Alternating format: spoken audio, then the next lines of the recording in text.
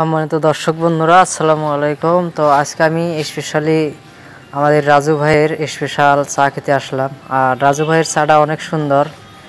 আমি জানতে পারলাম রাজু ভাই আমাদের শহরে গাইবান্ধাতে আছে। তো এই জন্য আসলে আসলাম যে রাজু ভাইয়ের হাতে এক কাপ চা খেয়ে আসি। রাজু ভাই আসলে নতুন করে কিছু বলার নাই। রাজু ভাই আসলে আমার পরিচিত, অনেক দিন একসাথেই কাজ করেছি। আর রাজু ভাইয়ের চাটা আমাকে অনেক ভালো লাগে, আর কাস্টমাররাও অনেক পছন্দ করে। অনেক গেস্ট আসে অনেক দূরান্তর থেকে।